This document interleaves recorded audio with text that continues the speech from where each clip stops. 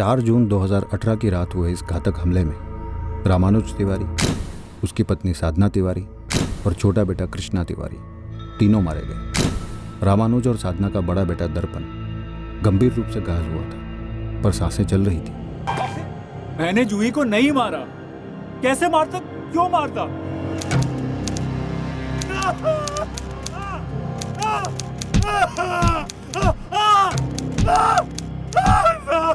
इस कुंदन ने ही हमारी बेटी जूही का कत्ल किया है। मरने से 2 दिन पहले जूही का फोन आया था, कह रही थी कि वो किसी से भी शादी कर लेगी लेकिन कुंदन से हरगिज नहीं। ये जो कुंदन यादव है ना, बड़ा शातिर है।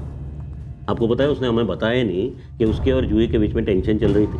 हमें क्राइम सीन पर कुंदन का बटुआ मिला। हर खूनी की तरह उसने भी ये एक गलती की। कत्ल करने से पहले कुंदन ने जूही का किया था। जुर्म कबूल करने के बाद उसने हमें वो जगह भी दिखाई जहाँ पर उसने जूही के मोबाइल को फेंका था।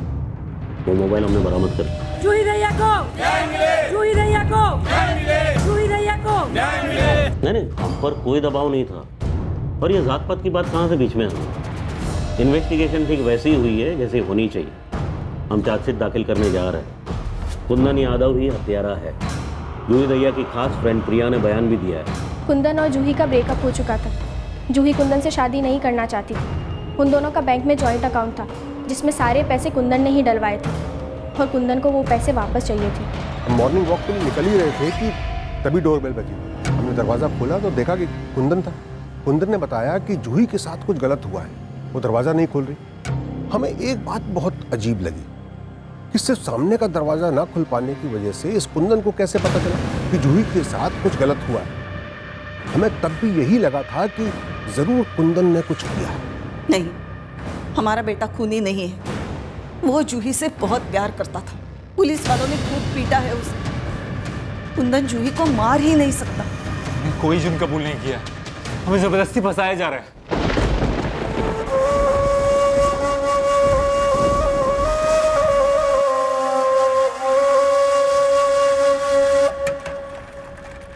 जूही दहिया के मर्डर के लिए कुंदन यादव की गिरफ्तारी में इस आदमी की खामोशी अहम रही थी। ये उस मर्डर के बारे में जानता था, लेकिन किसी के सामने एक शब्द नहीं बोला।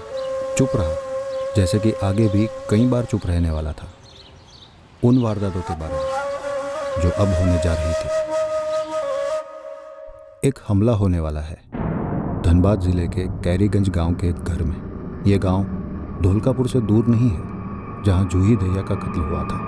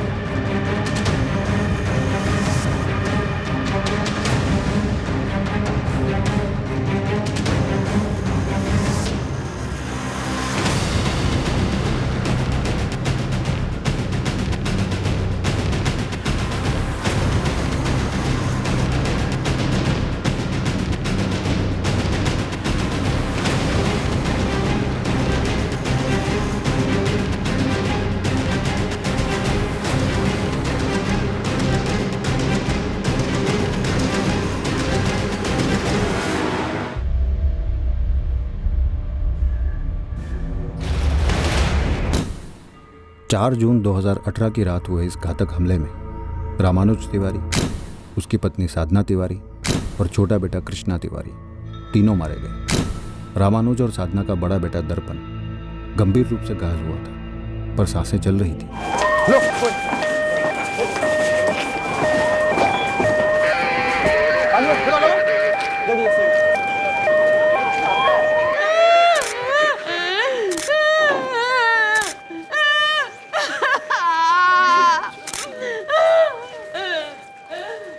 ये कृष्णा है, छोटा बेटा।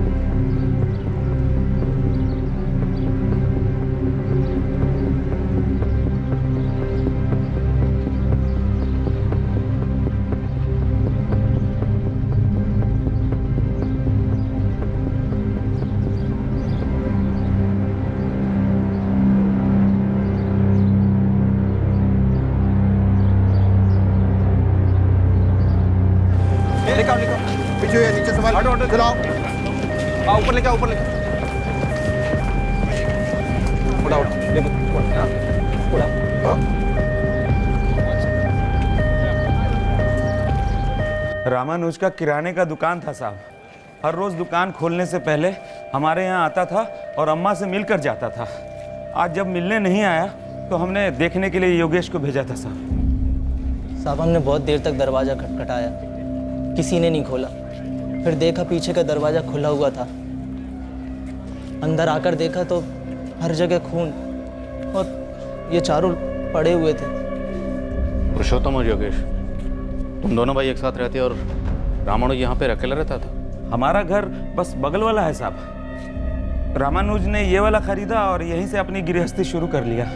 हमको तो नहीं पता साधना घर पर क्या क्या रखती थी, शालिनी को पता हो शायद। मैडम, यहाँ पर बहुत सारा नगद और गहना रहता था। तुम्हें कैसे पता शालिनी? हम और साधना मिलकर गांव की औरतों के लिए ग्रुप चलाते हैं। कौन सा ग्रुप? चिट फंड जैसा।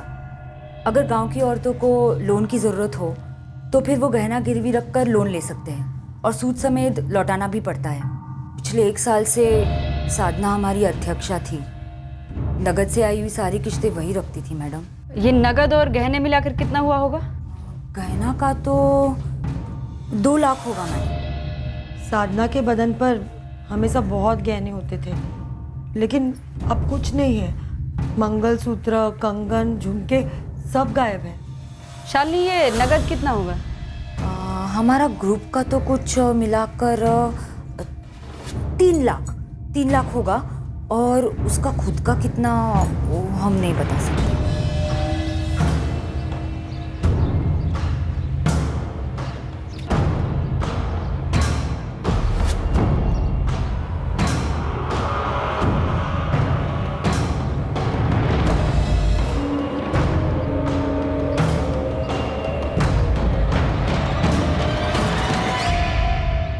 सर,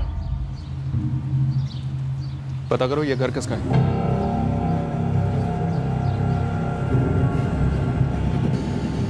सर, ये इनका घर है। क्या काम चल रहा है घर में? बढ़ई का काम चल रहा है। तुम्हारे फिंगरप्रिंट चाहिए कुंदन। हम नहीं देंगे। हम कोई चॉइस नहीं दे रहे तुम्हें, कोर्ट के ऑर्डर्स हैं। लोग हमारे फिंगरप्रिंट्स लेके जूही के सारे घर में छाप देंगे और हमारे खिलाफ झूठे सबूत इकट्ठा करेंगे। तुम्हें प्रिंट तो देने ही होंगे कुंदन, और अगर नहीं दिए तो हम उंगलियां तोड़कर भी प्रिंट निकलवा लेंगे। आपको जो करना है कर लीजिए, हम अपने फिंगरप्रिंट्स नहीं देंगे। ये वाला जो हिस्सा है ये तो अंदर चला गया। लड़का लकी है कि उसकी बाएं आंख बच गई। खतरे से बाहर है आप? फिलहाल के लिए तो हाँ, मगर आपसे बातचीत करने के लिए 2-3 दिन लगेंगे। दर्पण का मामा जगदीश आया हुआ है, वो दर्पण के साथ ही रहेगा। हमारे 2 कांस्टेबल भी 24 घंटे दर्पण की प्रोटेक्शन के लिए यहाँ मौजूद रहेंगे, क्योंकि शायद दर्पण ने हत्यारे को देखा होगा। कितने पैसे दिए इस काम के? मैडम, हमने कुछ भी नहीं किया। देख, रोना धोना नहीं, हाँ? नाटक मत कर, बोल जल्दी। कितने का सौदा किया? अकेले मारा तुम्हें? हम सच कह रहे मैडम, हमने कुछ भी नहीं किया। हमें तो कुछ पता भी नहीं है इस बारे में। रामानुज हमारा छोटा भाई था और हमारे बड़े भैया थे। हथौड़ा मेरे घर के पीछे मिला है तो सब कुछ आप हम पर ही थोप देंगे क्या? हमारे भी तो 2 छोटे छोटे बच्चे हैं, दर्पण और कृष्णा के जैसे। हम सब एक ही परिवार से हैं साहब। सिर्फ हथौड़ा नहीं मिला, कटर भी मिला, जिससे शायद दरवाजे की कुंडी काटी गई। तो कहना क्या चाहते हैं? 2 हफ्ते से घर में कारपेंटरी का काम चल रहा है, उसी का औजार रहा होगा, और खुद के भाई और उसके परिवार को खत्म कर दें, ऐसे वैशी नहीं है हम लोग। और उतने बेवकूफ भी नहीं कि अपने घर पर पड़े औजारों को इस्तेमाल करें और उन्हें छुपाने के बजाय अपने ही घर के पीछे फेंक दें। औजारों के साथ साथ बंसीलाल का भी इस्तेमाल किया होगा तुम लोगों ने। कितने पैसे दिए उसे? कुछ भी नहीं पता है। बंसी, ये रोने धोने काम पर कोई असर नहीं होगा। जल्दी बोल सब कुछ। हम सच कह रहे, हमें कुछ भी नहीं पता है मैडम। तू रात भर कहाँ था दिवाकर? सच सच बता, कहाँ था? प्रशांत के घर थे भैया, पी रहे थे हम। तू पूरा रात वहां था? सच बोल रहा है? झूठ क्यों बोलेंगे भैया, वहीं सो गए थे। जब सुबह वापस आए तो पता चला इस कांड का।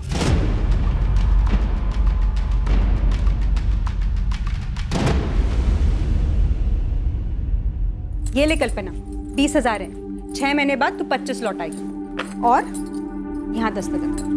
पर साधना दीदी, पिंकी से तो आपने 4,000 रुपए सूद लिया था, तो फिर हमसे 5 क्यों? वो पिछले साल था कल्पना। अब तूने 5,000 जमा किए थे, उसका ब्याज भी तो तुझे ज्यादा मिला था ना। हर साल ब्याज में थोड़ी थोड़ी बढ़त होती रहेगी। ये हमारे 5,000 और इन्हें खाते में जमा कर लीजिए। ये जो चला रखा है ना तूने, सब देख रहे हैं हम, अंधे नहीं है हम ललिता। हमने कुछ नहीं चला रखा है साधना, बेकार के इल्जाम लगाना बंद करो हम पे। हमारे पति के पिछले 6 महीने के पैसे जो बकाए थे वही दिए आज फैक्ट्री में, उसी में से 5,000 जमा किए हमने। हम पैसे की बात नहीं कर रहे ललिता। क्या क्या बोलना चाहती हो तुम? तेरा मुंह ना तेरे पति तक ही रख। हमारे पति पर मारने की कोशिश की ना तो बहुत बुरा होगा, बता रहे हैं हम। हमारे भी सुरमा गांव में घूमते रहते हैं और खबर रखते हैं कि कैसे मटकती रहती है तू उनकी दुकान पर। अरे कैसी हो ललिता?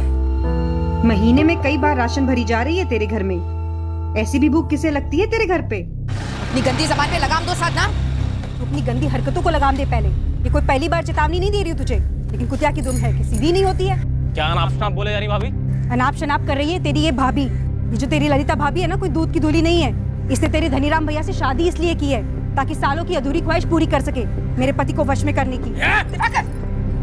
साधना, तुम्हारी शक्की दिमाग का कोई इलाज नहीं है, लेकिन ये मत सोचना कि तुम जो भी गंद बकती रहोगी हम सब चुपचाप बैठ के सुनते रहेंगे। मेरी बीमारी क्या है ना तू ही जाने, लेकिन इसका कोई इलाज नहीं है। और दिवाकर, आइंदा हम पर हाथ उठाने से पहले अपने भाभी को भटकने से रोक। लगता है तेरे भैया और तुझसे ये संभलती नहीं है। चल चल दिवाकर, जाने दे, ये तो भौंकती रहेगी। तुम होता कौन है हमको मिलने से रोकने वाला रे? दर्पण तुम्हारा भांजा है तो हमारा भतीजा भी है, समझे?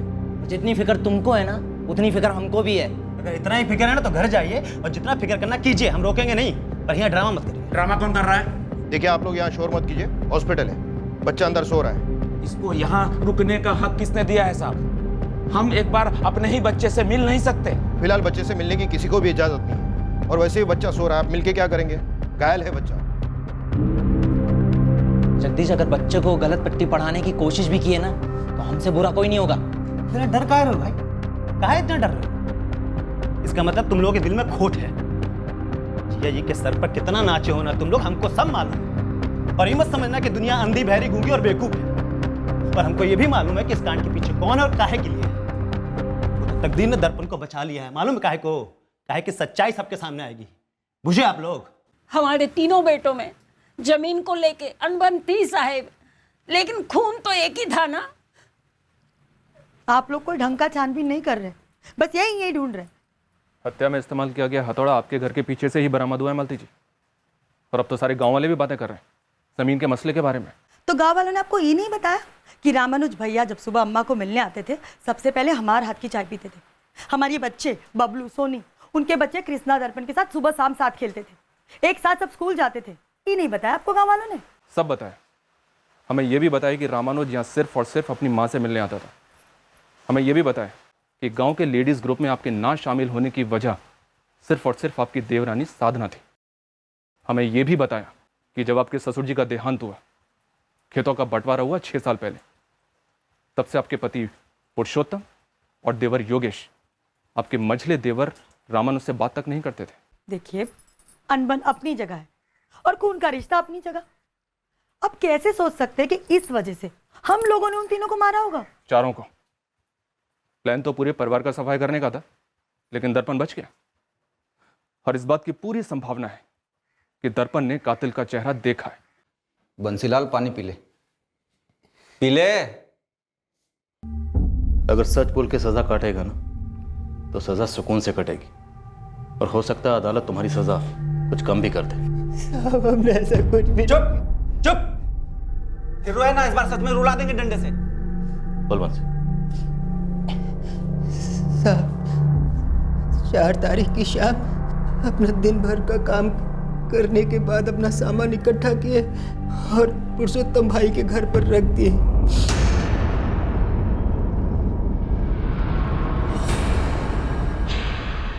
और फिर हम तो अपने घर चले गए थे साहब। हमें तो सुबह में पता चला कि वहां पर ये खून। आखिरी मौका दे रहा हूँ, बोल, पुरुषोत्तम और योगेश ने तुम्हें इस काम के लिए कितने पैसे दिए? साहब, हम तो 1500 रुपए में काम करते हैं साहब, ये हमारी मजदूरी है वहां पर। तुम महज 1500 के लिए तुमने 3 लाशें बिछा दी। नहीं नहीं साहब, हमने किसी के साथ कुछ भी नहीं किया। अपने बच्चों की सौगंध खाकर कहते हमने कुछ भी नहीं किया। भैया, साधना भाभी के साथ बहुत गलत काम किया गया है। कहीं ये लोग दर्पण से कुछ जबरदस्ती बुलवा न ले। क्या आपको लगता है कि दर्पण आपका या मेरा नाम लेगा?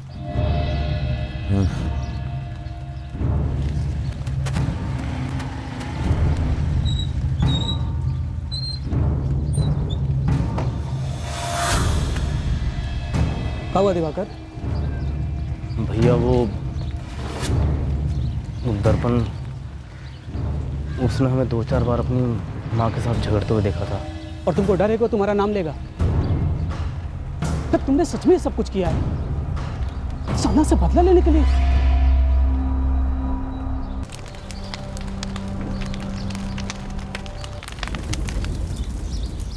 कुछ लोग डरे हुए थे कि दर्पण कहीं उनका नाम न ले। शायद हत्यारे ने कभी सोचा ही नहीं था कि दर्पण बच जाएगा। खेतों के बंटवारे ने भाइयों को बांटा था, पर यह खेत की अनबन तो 6 साल पुरानी थी। इससे 3 होंगे और वो भी बराबर बराबर। रामानुज भैया, ऐसा कैसे हो सकता है? आपका घर खेती की आमदनी से नहीं चलता है। देखो रामानुज, हम और योगेश सिर्फ खेती करना जानते हैं और हमारा कोई अलग से धंधा नहीं है ना तुम्हारी तरह। लेकिन भैया, किराने की दुकान हमने अपनी मेहनत से बनाई है। आपसे या बाबूजी से अलग से पैसा नहीं लिया था हमने। तो साधना, हम सब खुश है उसके लिए और भगवान से प्रार्थना करेंगे कि 4 दुकानें और बनाओ, पर खेती तो हमारे लिए छोड़ दीजिए। इस बात का कोई आधार नहीं है कि हमारा अपना धंधा है इसलिए हम पुश्तैनी जमीन में हिस्सा न लें। अरे कौन सी कानून की किताब में लिखा हुआ है ये? भैया, बात कानून की नहीं है, थोड़ी सी समझदारी और दिलदारी की है।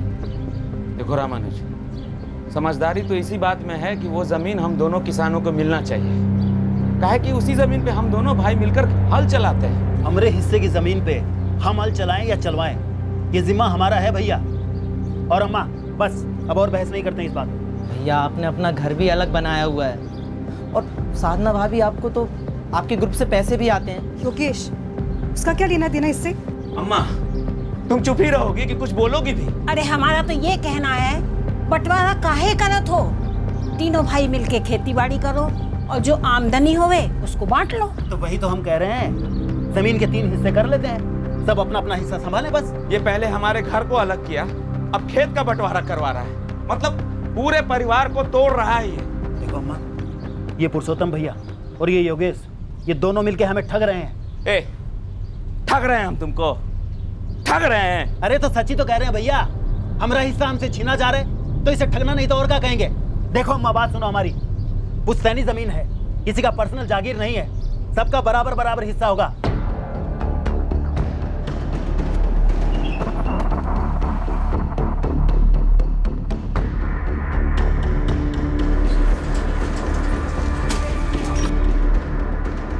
अब कैसा? साहब, अभी भी बहुत सहमा हुआ है, उसको सब बता दिए। बात कर पाए? हाँ सर। कुछ बताया इसने? नीरज, इस पुरुषोत्तम को उठाओ, डंडा करते हैं इसको। उठाओ इसको।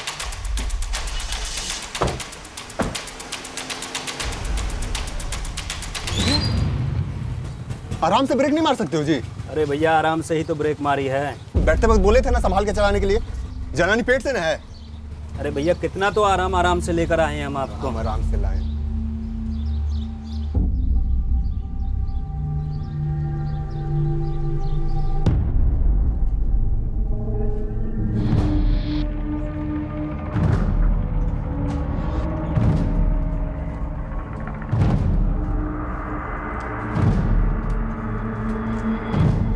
अब एक बार हमारी बात सुन लीजिए साहब, ये दोनों मामा मामी मिलकर बच्चे का कान भर दिए हैं साहब, और दर्पण जमीन के मसले से पहले से वाकिफ था साहब। ये तो इन लोगों ने भड़काया है, आग लगाया है साहब, और बच्चे का जो हालत है आप देख रहे हैं। दर्पण ने मैं साफ साफ बताया कि उसने तुम्हारे हाथ में हथौड़ा देखा उसे मारने से पहले। हम कह रहे हैं पट्टी पढ़ाया गया है साहब, हम अपने भाई को, खुद के भाई को मारेंगे और उसके बीवी बच्चे को भी मारेंगे। गलत फहमी है साहब आपको। सर, हम अपनी मंगेतर को मारेंगे, अपनी मंगेतर को जिसे हम जान से ज्यादा प्यार करते थे। सर, हम शादी करने वाले थे, हम साथ में रहने वाले थे। सर, हम जूही को क्यों मारेंगे सर? हम अपनी बहन को मारेंगे साहब, अपनी माँ को भी मारेंगे। साहब कशिश हमारी सगी बहन थी, उसके साथ हम ऐसी हरकत करेंगे?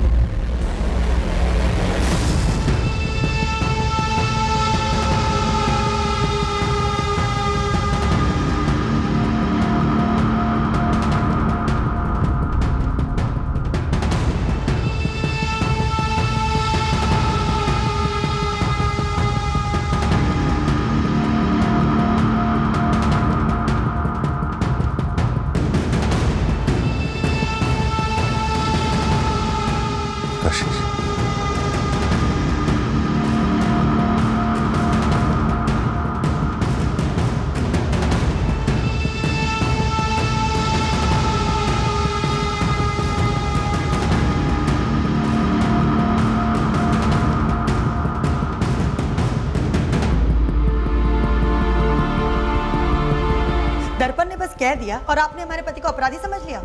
अरे 4 जून की रात को तो पुरुषोत्तम भैया कहीं निकले ही नहीं, वो तो घर पर सोए हुए थे। वो घर पर ही थे।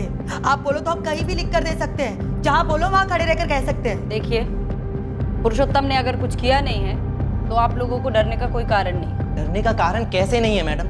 आप लोग तो लॉकअप में बैठाकर डरा धमकाकर वही कबूल करवाएंगे जो उसने किया ही ना हो। सर पर मर देंगे उनके जबरदस्ती, कहानी बना देंगे कि उन्होंने ही सब कुछ किया है। पुरुषोत्तम से केवल पूछताछ चल रही है, हमने उसे मुजरिम मुकर्रर नहीं किया और ना ही ये हमारा काम है।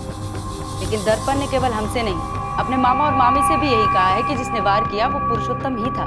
जब हथौड़ा से वार हुआ सब लोग सो रहे थे, फिर दर्पण ने हमारा शक्ल कैसे देख लिया? आपको दिखाई नहीं दे रहा है साहब, दर्पण दबाव में आकर झूठ बोल रहा है। तो तुम जानते हो सब सो रहे थे, कैसे सो रहे थे, कौन देख सकता है कौन नहीं देख सकता? पुरुषोत्तम तिवारी, हम सिर्फ दर्पण के बयान के आधार पर तुम पर शक नहीं करें, हमें तो पहले से ही हम पर शक था, यही ना साहब? अरे साहब, हम तो कहते हैं कि आप लोगों को कभी हम पर शक हुआ ही नहीं, सीधा विश्वास हो गया कि ये सब हमने ही किया है। इसीलिए तो तहकीकात करने के बजाय आप लोग सीधा फैसला पे पहुंच गए। दर्पण के पास झूठ बोलने की कोई वजह नहीं, और हमारे पास कत्ल करने का कोई वजह नहीं है साहब। 6 साल पहले खेत का बंटवारा हो चुका है, 3 बराबर हिस्सा हुआ था साहब, जैसा रामानुज चाहता था। अब उसी को मारकर वो जमीन हमारा कैसे हो जाएगा? वो तो दर्पण को जाएगा ना साहब। वो तो अब जाएगा ना, क्योंकि दर्पण बच गया। लेकिन अगर वो मर जाता जैसे कि तुम्हारा प्लान था, तब तो वो जमीन तुम्हें और तुम्हारे भाई योगेश को जाती। क्या साहब, बच्चों को मारना, अपने सगे भाई को मारना, अपने सगे भाई की बीवी के साथ करना, कितना भद्दा इल्जाम लगा रहे हैं आप हम पर अरेस्ट करके। अरे साहब, बचकाने में दर्पण कुछ बोल दिया, उसको सच मानकर आप केस बंद कर देंगे, जबकि असली मुजरिम, असली कातिल आराम से बाहर घूम रहा होगा, इसका अंदाजा भी है आपको? सर, हमने जूही को नहीं मारा है और यही हकीकत है, यही सच है। लेकिन आपने तो मन बना लिया है हमें गुनहगार साबित करने का। सर, टॉर्चर से आप हमारे शरीर को तोड़ सकते हैं, लेकिन हमें नहीं, कभी नहीं। और आप हमें गुनहगार साबित करके उसको जाने देना चाहते हैं, उस वैशी को जिसने हमारी जूही का ना ही सिर्फ मर्डर किया बल्कि उसका रेप भी किया। अब ये बिजली का झटका देकर क्या बुलवाना चाहते हो कि हमने अपनी बहन का खून किया है, अपनी माँ का खून किया है, अपनी सगी बहन का? तुझे कोई बिजली का झटका फटका नहीं दे जा रहा, समझा? इसे ब्रेन मैपिंग बोलते हैं। मशीन बताएगी कि तू कितना सच बोल रहा है और कितना झूठ बोल रहा है। तेरे भेजे में जाकर सच्चाई पता करेगी। ले चलो इसे। सच्चाई तो ये है कि आप मार पीट कर, ये मशीन इस्तेमाल कर हमारी माँ और बहन का खून हमारे ही माथे पर डाल रहे हो, जो हमने किया ही नहीं है। और जो करके बैठा है उसको कोई नहीं पकड़ रहा है, वो आज भी आजाद घूम रहा है। वो लोग हमारे अपने लोग थे साहब, अपने लोग थे। आप एक बार हमको दर्पण से अकेले में बात कर लेने दीजिए, बच्चा है, बहक गया होगा। इस पुरुषोत्तम तिवारी के खिलाफ हमारे पास कुछ ठोस होना चाहिए सर। इस दर्पण का स्टेटमेंट कुछ ठोस नहीं लगता, तुम्हें भी लगता है उसे पट्टी पढ़ाई गई, उसका ब्रेन वॉश हुआ? कहना मुश्किल है सर कि वो सच बोल रहा है या उससे झूठ बुलवाया जा रहा है, लेकिन इतना तो है कि बच्चे के मारे गए बाप और पुरुषोत्तम तिवारी के बीच की खटास ने बच्चे के दिमाग पे असर तो किया ही होगा। ये तुम किस बेसिस पे कह रहे हो नीरज? सर, वो पांडे सर, ये दर्पण के मामा और मामी जो है ना, वो दर्पण से बार बार ये कहे जा रहे थे कि ताऊ पुरुषोत्तम और चाचा योगेश की मिली भगत है। इस मामा जगदीश का कोई निजी मतलब है सब में? सर जी, ये तो नहीं बता सकता, लेकिन देखिए ना, अभी बच्चा है 11 साल का और 6 साल पुराने जमीन के मसले की बात को उसके मामा मम्मी बार बार हथौड़ा मारे जा रहे थे। तो तब से मुझे ऐसा लग रहा है कि बच्चे ने भी अपने दिमाग में कहीं ना कहीं एक तस्वीर सी बना ली हो कि उसके ताऊ और उसके चाचा ने उसके माँ बाप और उसके भाई की हत्या कर दी है। ऊपर से रामानुज के घर से जो गहने चोरी हुए और साधना के लेडीज फंड से जो कैश चोरी हुआ वो भी पुरुषोत्तम के घर के पीछे नहीं मिला। तो तुम्हें लगता है कि उस एक हथौड़े को आधार बनाकर हमने अपनी सुई पुरुषोत्तम पर अटका रखी जो वारदात में इस्तेमाल हुआ और घर के पीछे से मिला? पक्का तो नहीं कह सकते पर शायद हाँ, लेकिन इतना तो पक्का है कि सिर्फ दर्पण के स्टेटमेंट के आधार पर हमारी चार्जशीट मजबूत नहीं बनेगी। दर्पण की दिमागी हालत इस वक्त नाजुक है, कह सकते हैं धुंधली है। हो सकता है कि ऐसे दिमाग को एक तस्वीर दिखाई गई, किसी पुरानी दुश्मनी की तस्वीर जो बार बार दिखाई गई, जिसके चलते बच्चे के ऐसे दिमाग ने उस तस्वीर को सच मान लिया। ऐसी गलती हम नहीं कर सकते कि हम उसकी देखी हुई तस्वीर को बिना सबूत के सच मान बैठे और उस तस्वीर पर अपने केस का फ्रेम चढ़ाकर इस केस के मुख्य संदिग्ध को गुनहगार मान बैठे और कील ठोकर दीवार पर टांग दे। हमारी बात सही है नीरज, लेकिन हमारे स्टेपल मर्डर और केस की असली तस्वीर कौन सी हो सकती है? सर, इस केस में एक नया एंगल उभर कर आया है। साधना के पड़ोसन शालिनी नेगी ने फोन किया था। वो साधना की लेडीज ग्रुप की मेंबर भी है। उसने तो एक नई बात बताई। कोई नया एंगल बन रहा है? Yes sir. मैडम, हम सब ग्रुप की औरतें बैठकर चुराए हुए जेवर और नगद का अनुमान लगा रहे थे। बैठकर सोच रहे थे कि भरपाई कैसे की जाए, तभी ये बात समझी। लेकिन शालिनी क्या ललिता और साधना के हस्बैंड रामानुज के बीच वाकई कुछ चक्कर था? वो हम कैसे बता सकते हैं मैडम, हमको क्या मालूम। हाँ, लेकिन एक बात जरूर है, ललिता के देवर दिवाकर और साधना के बीच झगड़े जरूर हुए थे। और जब ये सब कांड हुआ तब ललिता बहुत डरी हुई थी, मानो कि उसके घर पे ही कुछ हुआ हो। उसके पति धनीराम और देवर दिवाकर ने मिलकर ही कुछ किया हो। सब लोगों को ऐसा लगता है, शक है मतलब। अचानक से स्टेपल मर्डर और केस की एक अलग ही तस्वीर उभर आई, पर क्या ये तस्वीर गुनहगार और उसके असली मकसद के फ्रेम में सही बैठने वाली थी? ये हमें पता करना। हर केस में पीड़ित और संदिग्ध दोनों के इर्द गिर्द एक वर्णन, एक नैरेटिव, एक कहानी की तस्वीर उभरती है। कुछ तस्वीरें इतनी साफ नजर आती हैं कि संदिग्ध जाहिर तौर पर गुनहगार मालूम होता है, पर जब एक से ज्यादा तस्वीरें बनने लगती तब यह सवाल उठता है कि इनमें से कौन सी तस्वीर गुनहगार और उसके मकसद के फ्रेम में फिट बैठती। हम भी मानते हैं कि हमारी पत्नी ललिता और रामानुज के बीच करीब का रिश्ता था और इसी को लेकर ललिता और साधना के बीच अनबन थी। उस समय तक हमको भी इस बात का डर था कि कहीं हमारा छोटा भाई दिवाकर ने गुस्से में कुछ कर तो नहीं दिया। यह क्या? हमको नहीं पता। इस साधना तो हमेशा आरोप लगाती थी कि उसके पति रामानुज ने जानबूझकर ललिता को हमसे शादी करवाया था ताकि वो दोनों पड़ोसी बन सके, और उनके बीच जो भी चल रहा था वो सब चलता रहा। धनीराम, मैं तुमसे सीधा सवाल पूछूं, क्या ये हत्याएं और बलात्कार हमारे भाई दिवाकर ने की? तू अपने दोस्त प्रशांत के साथ पीने बैठा था? जी सर। और वहां से तू अपने घर के लिए कब निकला? रात 1 बजे तक पी रहे थे सर, फिर सो गए और सुबह उठकर दिवाकर अपने घर चला गया कुछ 7:30 बजे के आसपास। और कौन कौन है तेरे घर में? कोई नहीं है साहब, मैं अकेला ही रहता हूँ। हो सकता है तेरे सोने के बाद दिवाकर उठकर कांड कराया हो, तुझे तो पता नहीं चलता ना? वो साहब पता चलता या नहीं चलता प्रशांत? नहीं पता चलता साहब। हमें गुस्सा बहुत था साधना भाभी पर। वो हमारी ललिता भाभी के बारे में बहुत फालतू बोलती थी, और हमारे भैया वो कभी कुछ नहीं बोलते थे। प्रशांत के साथ पीने के बाद तू रात को रामानुज के घर गया कत्ल के इरादे से।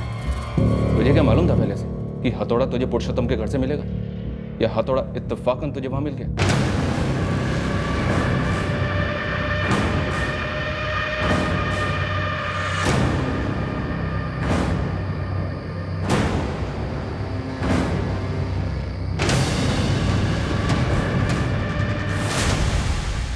सर, जब हमने साधना भाभी की लाश को देखा हम हिल गए थे।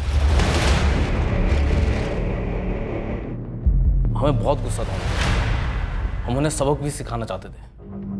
बहुत भयंकर ख्याल आते थे मन में कि कुछ करें, लेकिन सर जब उन्हें इस हालत में देखा और जब मालूम चला कि उनके साथ क्या हुआ था,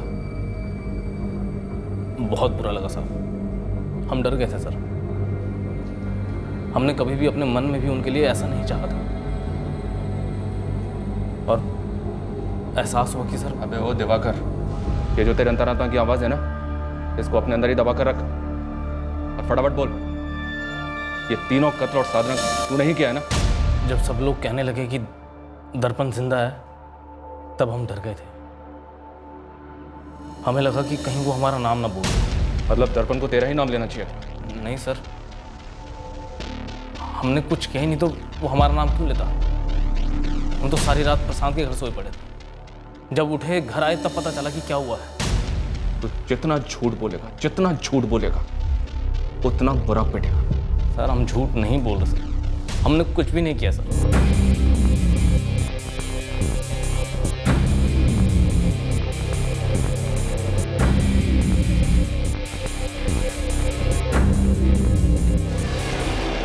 कैश और जेवर कहाँ रखे हैं? जेवर तो बेच दिए होंगे अब तक।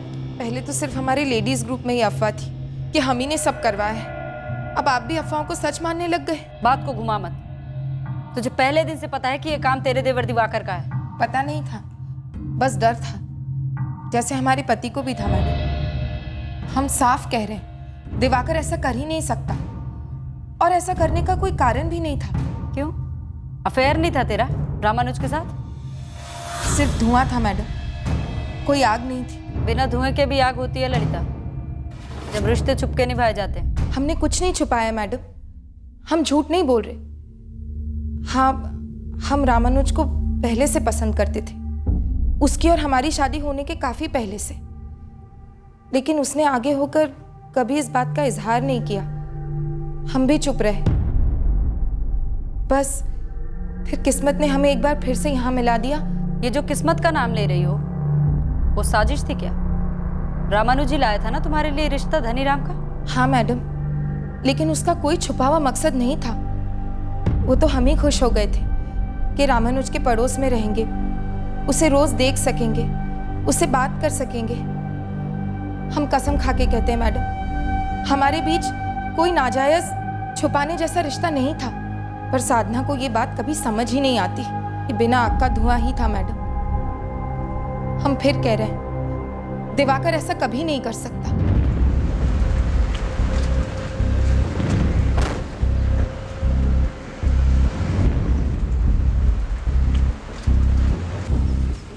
इस केस की हकीकत यहीं कहीं छुपी हुई थी, शालिनी नेगी के घर के आसपास। और इस हकीकत तक पहुंचने में अभी देर थी। दिवाकर के खिलाफ हमें ऐसा कुछ भी नहीं मिला जो उस एंगल को आगे बढ़ाता। ठीक उसी तरह पुरुषोत्तम के खिलाफ भी हमारे हाथ कुछ नहीं आए। इस केस की तहकीकात के दौरान हमारा ध्यान हमारे ही जिले धनबाद के कोशी गांव में हुए एक केस पर लाया गया। इस केस की डिटेल्स हमें हमारे डिविजनल हेडक्वार्टर्स ने दी।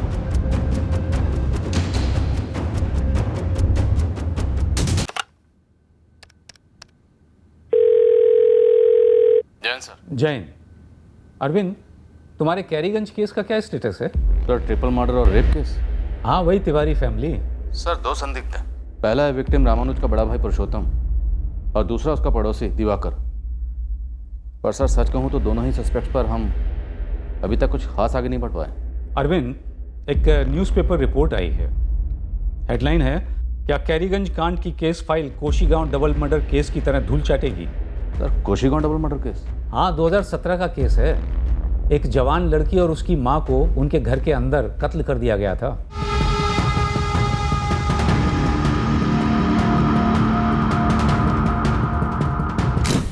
जुलाई 2017 में धनबाद जिले के कोशी गांव में निर्मला महतो को उसके घर में मार डाला गया। वार उसके सर पर किया गया था। साथ ही उसकी बेटी कशिश महतो को मारा गया और उसका भी किया गया। देखो, इस न्यूज़पेपर आर्टिकल ने तुम्हारे और इस अनसुलझे कोशी गांव डबल मर्डर केस के बीच में कुछ समानताएं हाईलाइट की हैं कि दोनों हत्या और केस थे और दोनों अनसुलझे रहे। लेकिन मैंने जब दोनों केसेस की फाइल्स पढ़ी तो मुझे इसके अलावा भी कुछ समानताएं नजर आईं। जैसे कि सर? निर्मला और कशिश दोनों फावड़े से मारे गए और ये फावड़ा उनके घर के अंदर ही था। तुम्हारे केस में रामानुज, साधना, कृष्णा और दर्पण सभी पर हथौड़े से वार हुआ और ये हथौड़ा क्राइम सीन के पास था। यानी दोनों केसेस में हत्यारा अपने साथ कोई हथियार नहीं लाया था। और इधर कशिश हुआ और उधर तुम्हारे केस में साधना का। और शायद दोनों केसेस में वार करने के बाद हुआ बेहोशी की हालत में। सर अगर आप सजेस्ट कर रहे हैं कि दोनों केसेस में कातिल एक ही है तो क्या मैं दोनों केसेस को एक साथ इन्वेस्टिगेट करूं? हाँ, इस कोशीगांव केस में मुख्य संदिग्ध था कशिश का भाई, निर्मला का बेटा सुधांशु महतो। देखो, किसी रिपोर्टर ने बस एक पॉइंट उठाया है, लेकिन मुझे लगता है सीरियसली इन्वेस्टिगेशन की जरूरत है।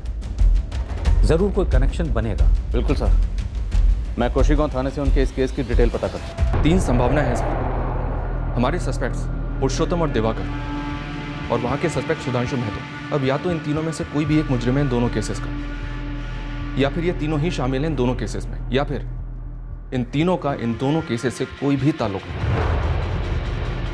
पहले जो समानताएं एसपी साहब ने पॉइंट आउट की हैं उन्हें स्टडी करते हैं, उसके बाद सस्पेक्ट को स्टडी करते हैं, लेकिन किसी भी सस्पेक्ट या निष्कर्ष पर पहुंचने की जल्दबाजी नहीं करेंगे। शायद ये निष्कर्ष पर पहुंचने की जल्दबाजी ही हमारी इन्वेस्टिगेशन की सबसे बड़ी खामी रही। और मैं अंधेरे में ताकता रहा। इन्वेस्टिगेशन ने मुझे ही जूही का कातिल मान लिया। 2 साल जेल में रहा बिना बेल के। हर रोज बार बार चिल्लाता रहा कि मैं खूनी नहीं हूं,